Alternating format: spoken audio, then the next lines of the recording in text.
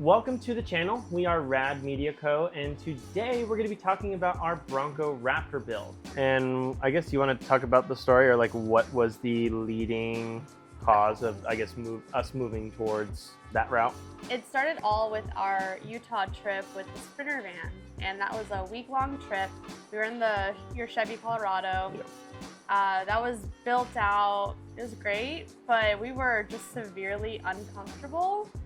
Yes, and to expand on the uncomfortable portion, though the vehicle is built out for our needs, it did really well. However, a few items that I was sort of getting fed up with was the lack of power and how much dirt and dust would get everywhere with our camera gear. So keep in mind, for the vehicle itself, with the camping gear and those items, it was built perfectly fine for that case. However, as we started adding more cameras, drones, we gimbals, kind of just like outgrew it. Yeah.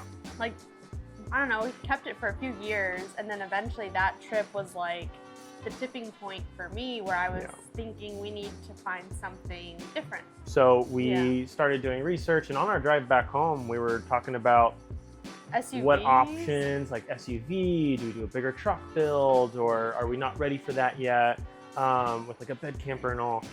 But it honed it down to, for our specific needs, something that's an SUV. So I was really wanting a F-150 Raptor. However, Sarah really liked the Bronco, so we went on the lot and looked for some Broncos. Yeah, I was just kind of sick and tired of everything in the truck getting dirty, because behind the driver's seat we had our fridge, in the center we had Gus like on a platform makeshift that we made, and then behind me we had 2 radius boxes of camera gear. And that is essentially our entire cabin. It's like, where's our clothes gonna go? Then we had to figure out bags that were waterproof, dustproof, mudproof. That's kind of hard to put your clothes bag in a bag that's mud, water, dust proof. It can get messy sometimes, as you can see. Right, Sarah? Yes, I feel like it never stays organized. And keep in mind, we did think about doing like a go fast camper style on the rear. However, the dust still will get through there. You know, it was an option. However, it kept getting back down to the powertrain. You know, what do we do with the engine? V8 swap it. We're in California, so it would be just a whole other thing. And I was just so not wanting to deal with that. It just feels like too much work, and we'd just be spending a lot of time just maintaining it. It happens with off-road vehicles, but it would just be a little bit more. So we went on the lot. We were looking for, we were eyeing for like a base, this was like Bronco. We had just cleaned up after the trip, and somebody wanted to go looking for fun. That's dangerous. Yeah, I don't suggest that. Yeah, don't. but we didn't. We were just going to look at a Bronco in person, and we had never heard of a Bronco Raptor. Yeah, I mean, we saw at least some stuff pop up, but we've just never... Yeah, well, we just thought it was like super rare. Yeah. Which I guess it was. When I saw it, I wasn't a big fan of like the big rubber fenders on the side, the plastic looking fenders, so just sort of put that to the side. However, we had one on the lot. One particularly was pre-owned certified, 75 miles on it. The previous owner had a Raptor R just come in, and he didn't want both. So we took it out for a spin, and that was a dangerous one. Yeah.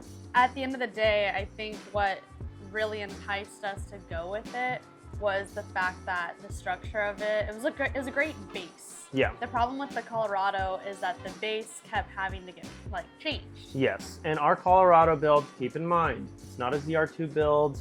It's a Colorado Z71 that we built up like a pre-runner, and we'll do more of a build walk around on that. But specifically, the Bronco Raptor, the powertrain, it has 418 horsepower and 450 torque. Like, that just gets up and goes, and Sarah loves using that power on her grocery getter runs. Really, the selling point was having the shocks, the powertrain, the larger engine, and we knew we were going to put gear on it. We're pushing gross vehicle weight rating, and that's something that happens a lot with overland vehicles. Most often overland vehicles go over GVWR. We took it for a spin, And with that, we jumped on it. We went for it. Yeah.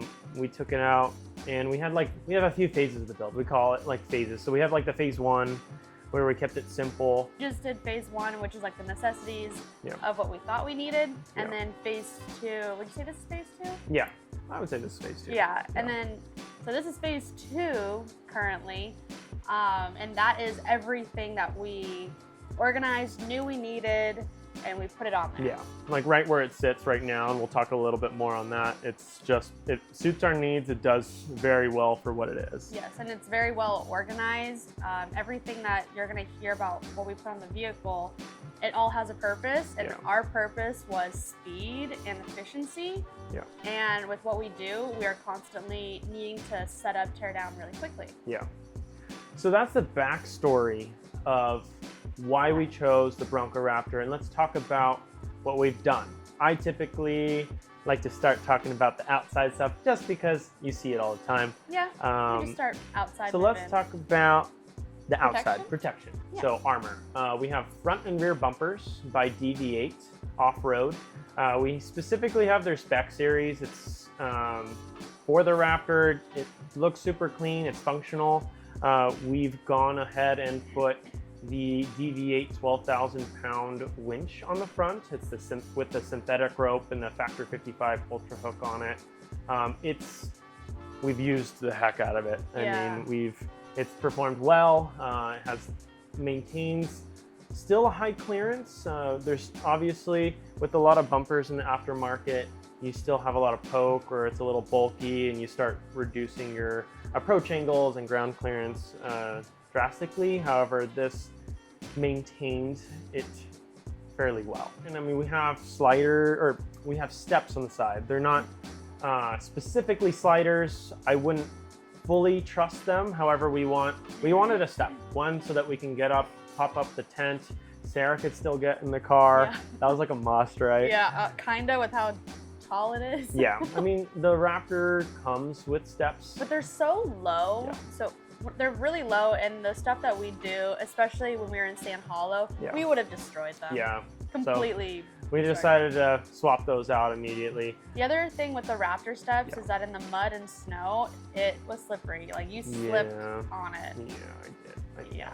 I like the, what is that, like the grooves on them? Yeah, they have like ribs or like cutouts on them, just so you can scrape off the mud off your boots. Well, when we were in the mud and snow, it was actually great to have that traction getting into the car, because with the Raptor steps, you did that and that was just in rain and you slipped. Yeah, and sometimes I like to hang on the steps while she drives and films, so that's a whole other story. But yeah, so just when you're camping, it's really nice to have that grip. We have all stock skids, so it comes with skid plates for the gas can or gas tank, and other items on there. So your transmission, engine, all of that, it came stock. So I didn't have to go around looking for parts.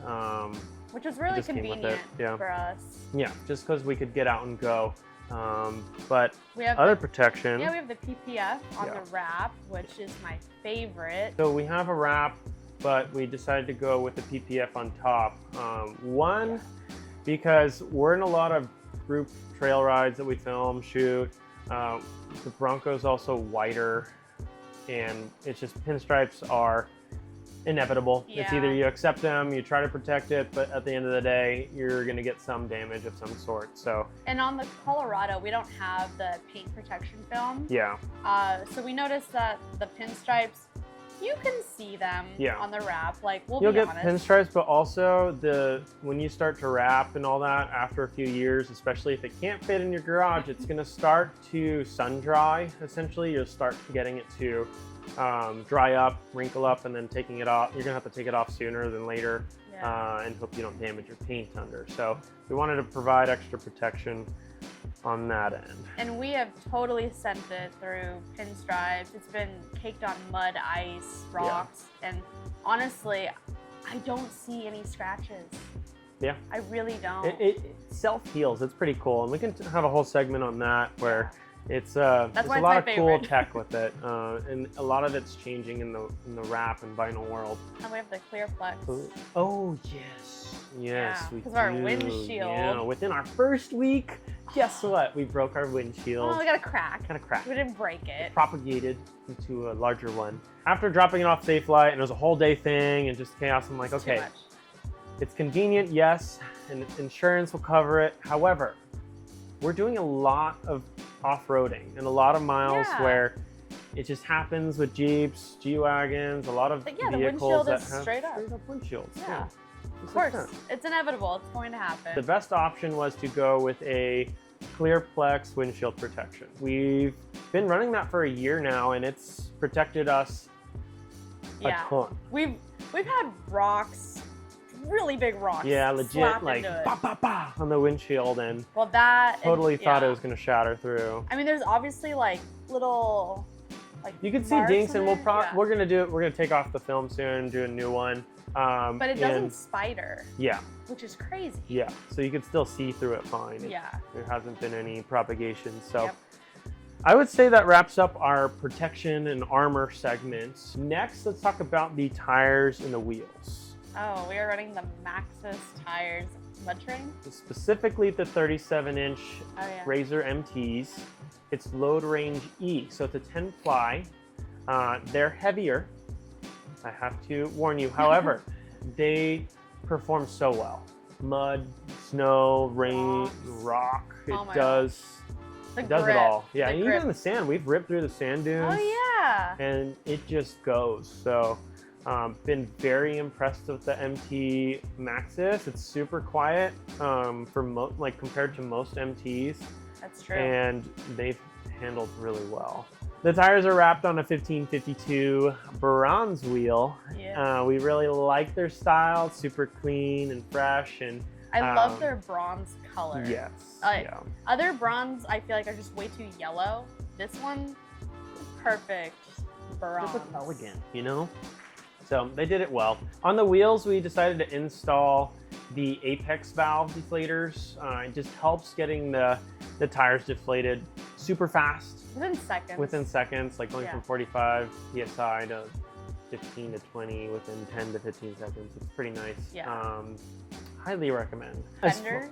Fenders. Ooh, yeah, fenders. I wasn't a big fan of the stock fenders, like I mentioned before. So the biggest thing for us was Yeah. to go with the ADV fiberglass fenders, the Bronco Raptor, specifically the 4.5 inch kit. They have the 4.5 and the 7.5. The 7.5 inch kit will almost meet, I think it's about stock width, full width. So It's like in line with the tire. yeah, in line with the pretty tire. Sure. Yeah. It's clean. However, for us, Yeah. we wanted some tire poke. One, so it's a little bit more forgiving when we go rock crawling. Just like on like tight or trails in though. tight trails, Like yeah. we are so wide. Let's Yeah. be honest. We're wide. The That's trails true. that we do, we're always squeezing, threading the Yeah. needle. Yeah. And we're like, you know what? Let's try to minimize as much as we can. Yeah. You know, the And pinstripes. it does help as a nice step when you're trying to climb up on top of the vehicle. that is true. So I it do gives love you that. more foot room to climb on. Just saying. Not gonna lie, it does pick up more rocks when you are on the trail. Yeah. Like we do notice that we don't have mud flaps or anything, so we are picking up rocks. Yeah. So there's some give and take. Yeah. However, it just looks a lot cleaner. I don't like seeing the black rubber fenders. You can paint match them. However, just not my thing. They're Not just my thing. too big. Too Yeah. thick. We're gonna talk about the wrap. We can dabble. though. Okay, so let's talk a little bit about our wrap design. Obviously, It's a little loud. unique. It's loud. A little unique. It's a little. We really wanted to keep the Raptor out there style heritage on there. So we kept more of like the rear end portion, like the pixels, if you look into it a little closely. Yeah, we're going like with the dinosaur, essentially going off the Raptor, like Yeah. scratching Yeah, and it. you sort of have like the stripes are like gills. A lot of people like say, oh, that's a zebra. It's a zebra. Yeah, but it's more of like a play on like the gills there. We, as far as photos and our color editing, so we kept it grayscale. And we have some also like mud splatter on there to Yeah. because obviously, you know, we get Obviously, mud if on it's there. clean, if it's sitting on the pavement, you still want it to look dirty, right? We added Yeah. a little bit of flair on there. Yeah, So, so that was a little bit of the inspiration behind the wrap. and for suspension. Oh yes. So the Bronco Raptor already comes with amazing suspension. Why did you change suspension, Matt? Why did you do it? One, we have a lot of weight on the vehicle. Yeah. So we had some rear end sag. So the first thing to address that, we swapped out the springs with Hyperco HD springs. So it helped address the weight from the bumpers and the Overland gear. We then quickly installed the SDI E-Click system. That is I think one of our favorites. Yeah.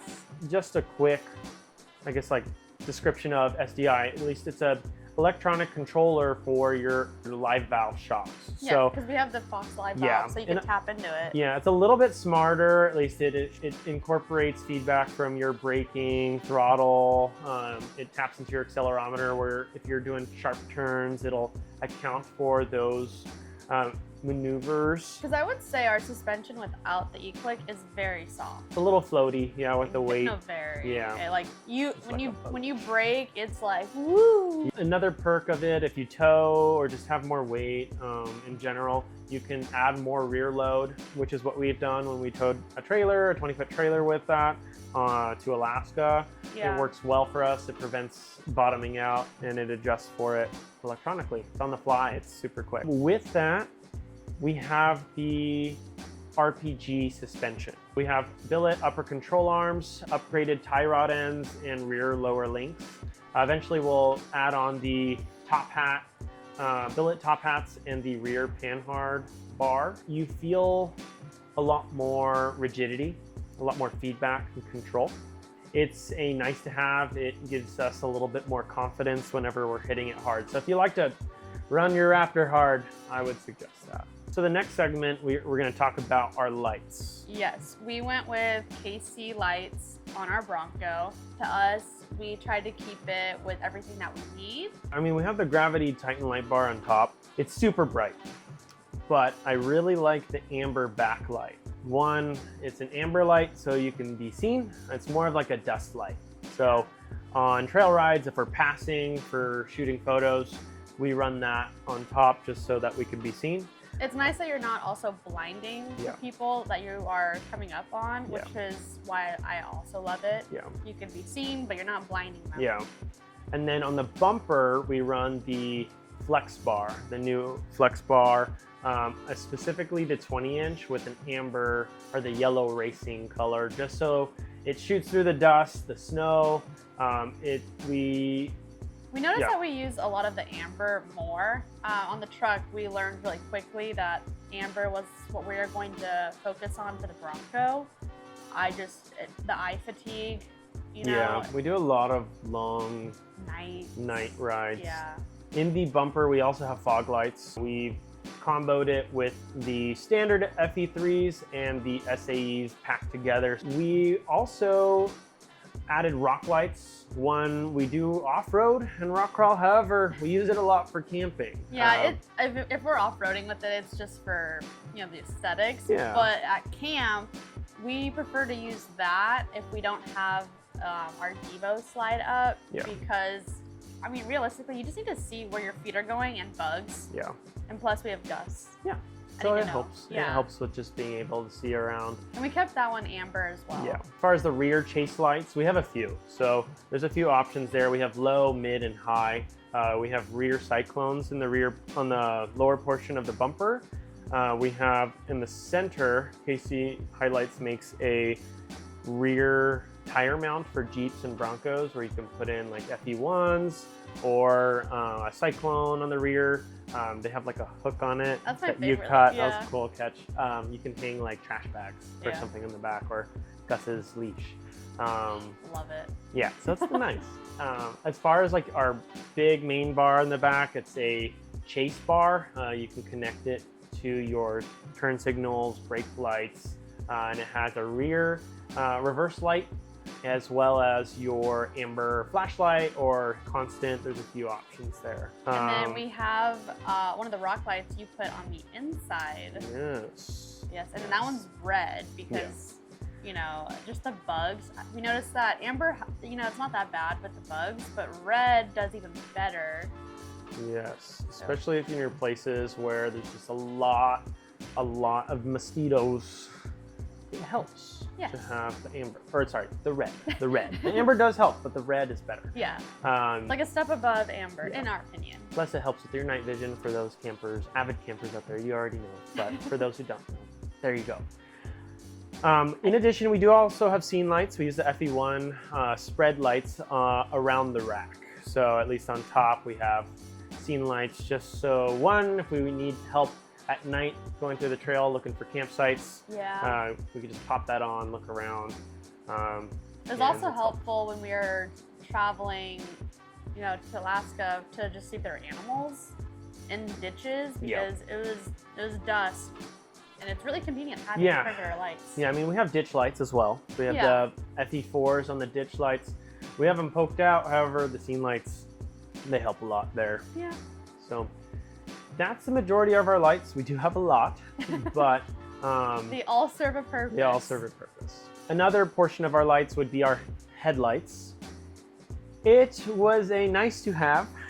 I liked it because it does the little fancy light thing. And we have the Alpha Rex Black Nova lights. At least they look a little bit more meaner because it has like the black back finish to it. And also you can change up the turn signals. It looks cool. Yeah, that one was like a fun to have. Yeah, they're bright. The stock headlights are bright, but you know the Alpha Rex are super clean cut. We really liked it. Next, we have our rack, which is holding our tent, obviously. Yeah. So we went with the trail racks. The trail racks, tremor rack, with the pack racks on the side. We wanted to at least maximize organization, have a place for everything. So we'll run through a few of the items on the rack. We have the 4-gallon roto packs with the AI-13 billet nozzles. We really like those just because with the Broncos, you have that fancy gas cap that AI-13 has an answer for, where you could just fill it up real quick and don't have any issues filling up with gas. So we have our demo shovel. We have our Roam 270 awning, as well as the Roam shower awning with our Roam Desperado rooftop tent. So we're roamed out. They make great product. We've loved their product, high quality. It's lasted a long time with durability, rain, snow, what have you, mud. Yeah, windstorms. Yeah, we really like their tent. Why? So it's a wedge style tent, obviously. But the one difference is this little corner right here, it goes up. Yeah, the front end goes up, and for you tall guys out there, or gals, it allows your feet just more room. And it has a window for airflow, which is, I found, very important when it's hot. On the rack still, we have our Max Tracks up front. We also have our Midland Ghost antenna, just like an extra boost for our radio, and also we have the WeBoost antenna mounted up top there. The rack itself, or like the roof rack, we have the billet reinforcements up front, as well as we have the KC Pro 6 brackets to hold the Titan bar up top.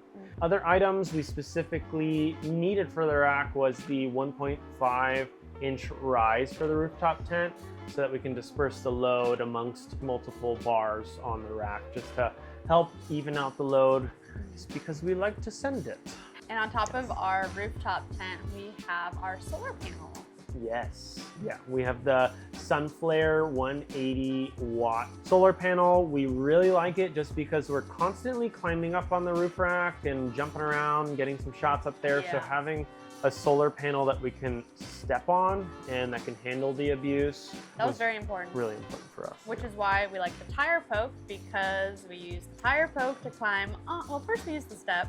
Yeah. Then we go to the tire poke. Then we go to the trail rack, and then we step up. The trail racks also has handles that we've put on their rack. Yeah. So that helps like grab up on to the roof, or even grab the roof, the top of the rooftop tent to pull it down. So we've used the heck out of it. So in addition to the roof rack, our tent has roof rails. But we use that for when like going to the snow. Yes. Ones, if we want to put our snowboard and skis up there, or mount some mountain bikes. That's something that we've used that for. So that's helped just keep things mounted and just in our confined space. Again, we use, I feel like, every inch of this vehicle. Now we are moving to the rear. Yes, to the rear of the vehicle. There's a lot of stuff. Party in the front, business in the back. Gosh, yeah. At least for this vehicle. That's true. Yes. We have the Aussie Gear mod rack on our spare tire. One, to add more storage. We have the Lightner gear pod box so that one, Sarah could grab things. We had a Rome 95-liter box, which fit perfect. I could grab things really well. However, it was just a little too tall for Sarah. I couldn't see anything. Yeah. The vehicle is already tall, and that is why with this vehicle, I wanted to be able to help grab things, set up, tear down. The truck, I was not able to help you at all, and that was a really important factor to this Bronco build, was being able to help. But at least in the back, at least we have the Devos lights we store in there. We have our Deadman kinetic rope and soft shackles, a static rope in there as well, and just extra items like our toilet and additional recovery items in there. So super quick, easy to access. That's where we also put our license plate. Yeah, that's right. So we relocated the license plate mounted there. It's held up really well. It cinches onto the tire. I liked it just because it doesn't strap through the wheels. Yes. It straps around the tire. I mean, there's pros and cons with that, but for me, I didn't want to jack up the wheels. You're going through off-roading and there's a lot of movement and vibration, and you strap those straps down there. I didn't really wasn't a big fan of having to scratch up the wheels. On top of the Lightner box, we mounted our Starlink Gen 3.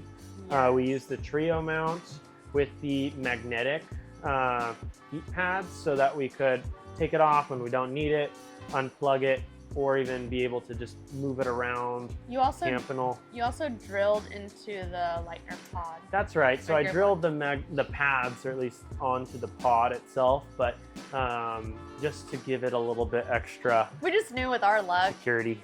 We've had the our old Starlink completely fly off our roof in the intersection. Just when it yeets.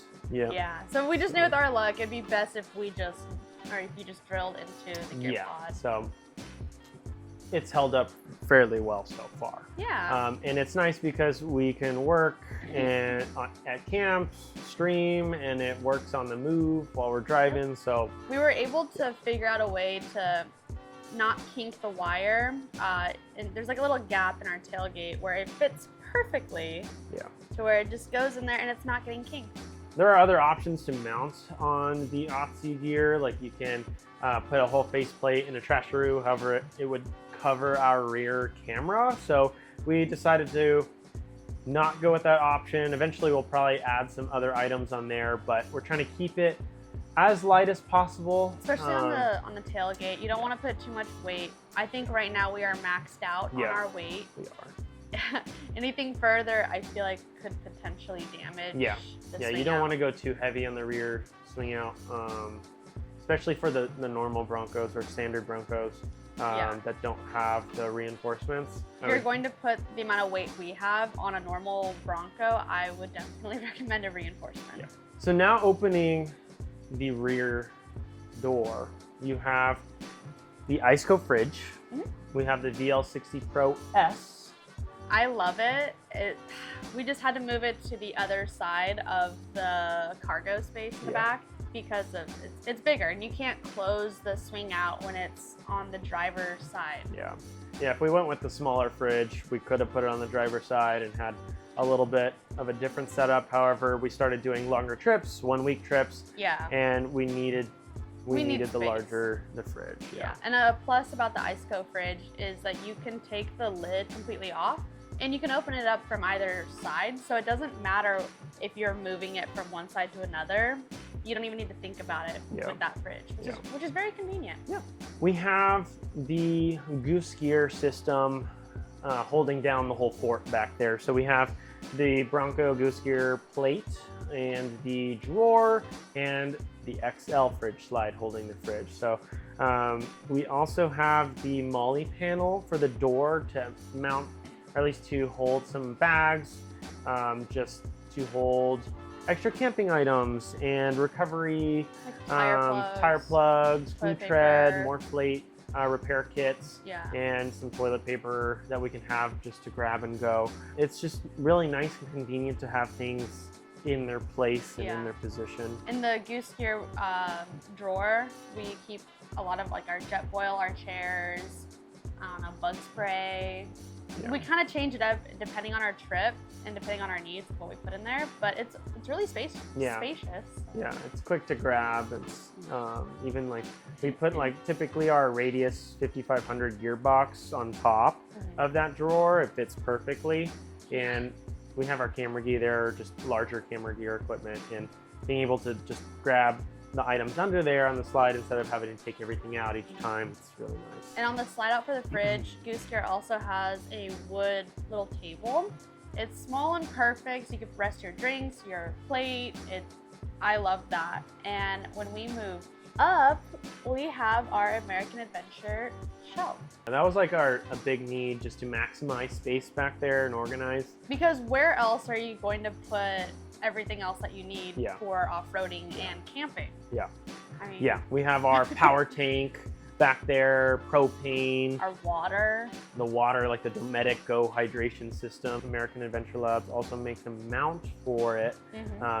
We just bolted on there. I was scared about the water splashing out and leaking because we do have some electronics up there. Yeah. But we have had zero issue with that. We have the 1.5 ton Pro Eagle jack on the rack there as well with the mount. It's just enough to get a tire off the ground so you can change it out. And then we also mount our 1200 watt inverter. So we have an electrical system to power all of our needs, not just the fridge, but we charge our laptops, drones, gimbals, cameras, our Starlink. Starlink pulls a lot, and we learned that very quickly. Yeah. Definitely set it on a timer to turn off when you're sleeping, because you will wake up to an almost dead battery. Yeah, and we're running a 200 amp hour battery. So we're running an anti-gravity 200 amp hour deep cycle lithium battery.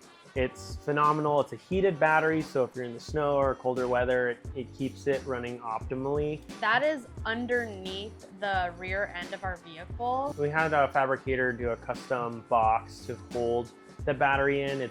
The battery can be submergible and can handle all the off-road dirt and grime. We have submerged it. We have fully submerged it. In water, mud, sand, snow. Yeah, we've gone through all elements, but it's handled really well. Yeah. And so we have that as the heart of the system. Our brains are powered by Victron, a Victron solar charger, DC to DC engine charger, and the 1200 watt inverters. That's all paired together with our Sunflare system, solar system, to keep it all going and charged. The engine charger and the solar charger are mounted on the side MOLLE panels in the rear, on the DV8 MOLLE panels. Keeps everything out of the way. We also have the WeBoost power module mounted on the side there. And we've noticed when we're camping in colder weather to not rely on propane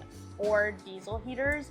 We've just seen a lot of stuff go wrong with relying on diesel heaters and propane. We've had propane essentially freeze. Yeah, I mean, we've had regulators freeze on us. Oh, with it's regulators. Just, if you're using an electric blanket and you have enough power, you can get a gauge or calculate how long it'll last you the night. We just keep it on the lowest setting, and that is honestly enough when you're in freezing cold temperature, because you just, if you insulate the warmth well enough, you are good to go. Yeah. You don't need a diesel heater. You don't need a buddy heater on propane.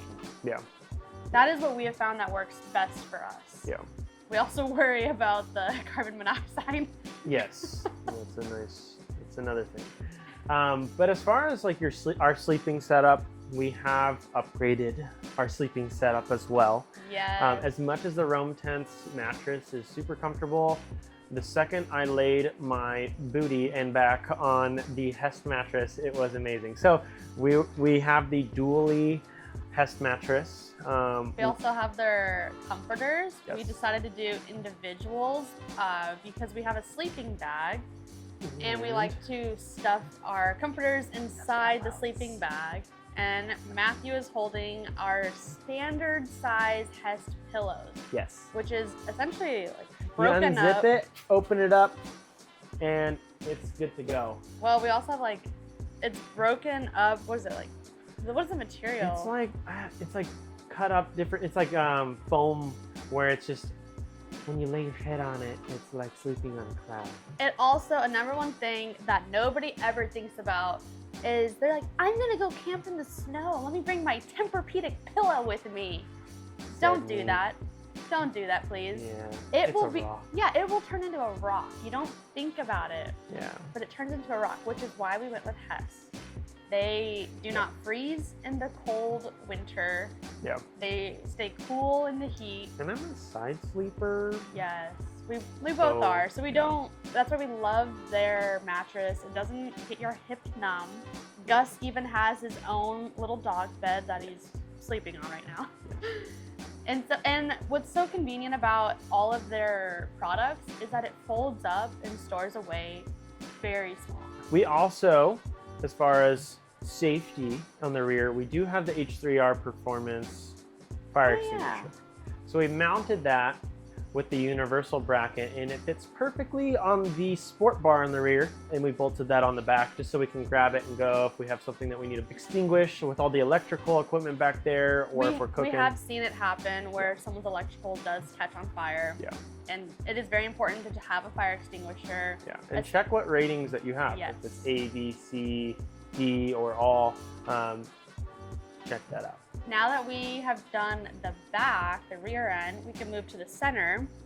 We don't really have anything in the center. We just put the seats down, and it has like, we put a hardcover on the back of the seats. Yeah, it's like the Mabit like seat protection. You can get it on Amazon. That's definitely recommend it if you're always camping and off-roading, because we get so much dirt, and you're just gonna end up getting the fuzzies so dirty, and it's horrible to clean. We don't mount anything there in the back, but we just place the radius boxes, like the radius 3500 and or the 5500, just to grab our camera gear and go. And then we have Gus's kennel in the center, pushed up so he can get some airflow. We also do have the radius trash tube.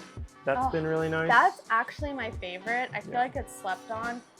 Like, if you're not gonna have a trasharoo or a trash bag on the spare tire. Blocking the camera. Yeah, blocking our camera or your camera. It is convenient to have the radius trash tube. It is wrapped around, we have it on the driver's side. I think we should get a bigger one, personally, with how much trash you collect. And then behind the seats, we have, at least on the stock MOLLE panels that are on the seat, we mount additional bags. So we put our radios, our handheld radios in there, or just additional items that we may need for tire pressure checking, or some of our remotes or wireless remotes for the winch setup. Then we keep our clothes bag behind my seat, and we end up sharing a duffel bag.